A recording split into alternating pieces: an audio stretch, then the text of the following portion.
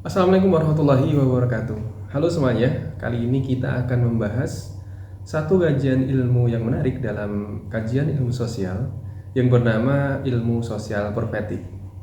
Apa itu dan bagaimana hubungan antara agama dan transformasi sosial? Yuk kita bahas. Ilmu sosial profetik pertama kali atau konsep ini diperkenalkan oleh salah satu tokoh yang bernama Kunto Wijoyo, seorang cendekiawan Muslim Indonesia. Kunto Wijoyo lahir di Yogyakarta tahun 1943 dan ia wafat pada tahun 2005. Ia dikenal sebagai sejarawan, budayawan, dan pemikir Islam, serta pernah menjadi guru besar sejarah di Universitas Gadjah Mada. Selain akademisi, ia juga seorang sastrawan dengan karya-karya fiksi yang tajam secara sosial dan spiritual. Namun warisan intelektual terbesarnya mungkin adalah konsep atau gagasan tentang ilmu sosial profetik yang ia tuangkan dalam bukunya yang berjudul Islam sebagai Ilmu. Kunto Wijoyo menilai bahwa ilmu sosial modern, terutama yang datang dari barat, terlalu deskriptif. Ia hanya menjelaskan realita tapi tidak memberi arah pada perubahan. Maka ia menawarkan pendekatan baru, yaitu ilmu sosial profetik, yang tidak hanya memahami dunia tapi juga berupaya mengubahnya berdasarkan nilai-nilai kenabian.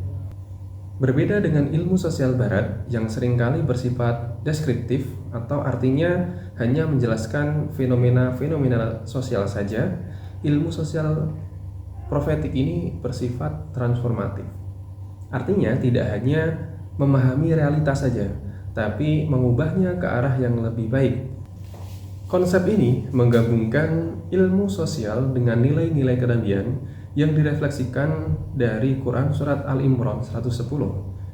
Kuntum khaira ummatin ukhrijat linnas ta'muruna bil ma'rufi wa tanhauna 'anil munkar wa tu'minuna billah. Walau amana ahlul kitab lakana khairan lahum minhumul mu'minuna wa aksaruhumul fasiqun. Kamu adalah umat terbaik yang dilahirkan untuk manusia, menyuruh kepada yang ma'ruf, mencegah kepada yang mungkar, dan beriman kepada Allah. Sekiranya ahli kitab beriman, tentulah itu lebih baik bagi mereka. Di antara mereka ada yang beriman dan kebanyakan mereka adalah orang-orang fasik. Nah, berdasarkan ayat tadi, Al-Imran 110, maka direfleksikan menjadi 3 poin kenabian yang melandasi ilmu sosial profetik, yaitu humanisasi, liberasi, dan transendensi. Mari kita bahas satu persatu. Humanisasi direfleksikan dari amar ma'ruf. Ini adalah nilai untuk memanusiakan manusia. Dalam konteks sosial ini berarti memperjuangkan keadilan, empati, dan martabat manusia.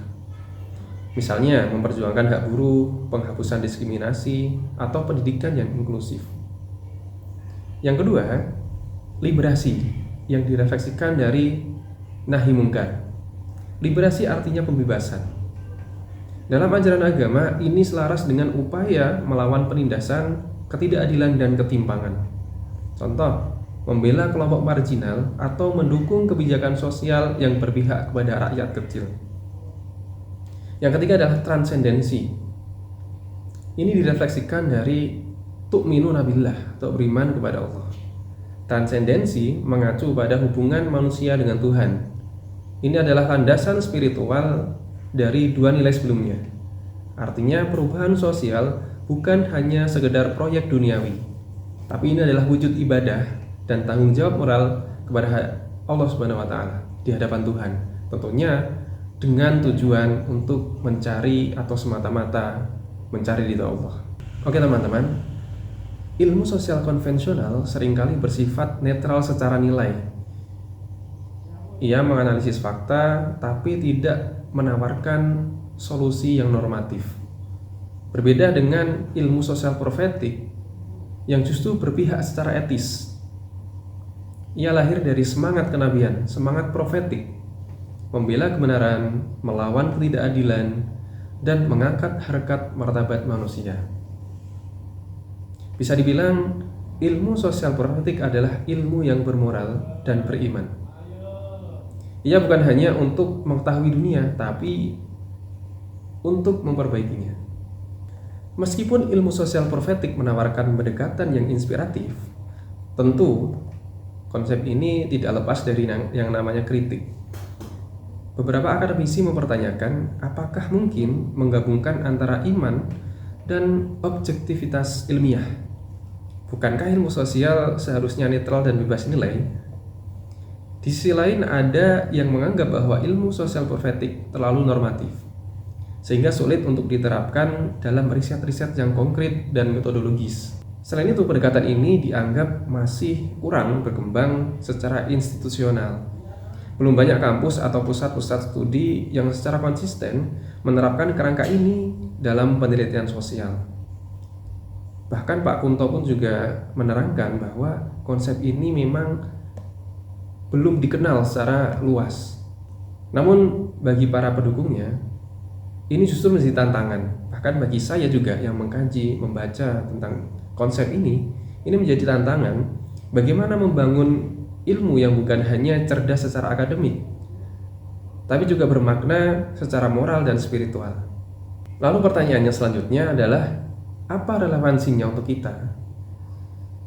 Di tengah berbagai krisis sosial hari ini, mulai dari kemiskinan, polarisasi politik, permasalahan gender, sampai pada kerusakan lingkungan, pendekatan profetik menjadi sangat penting. Sebagai manusia, sebagai pemikir, dan bagian dari masyarakat, kita harus ikut serta dalam gerakan perubahan.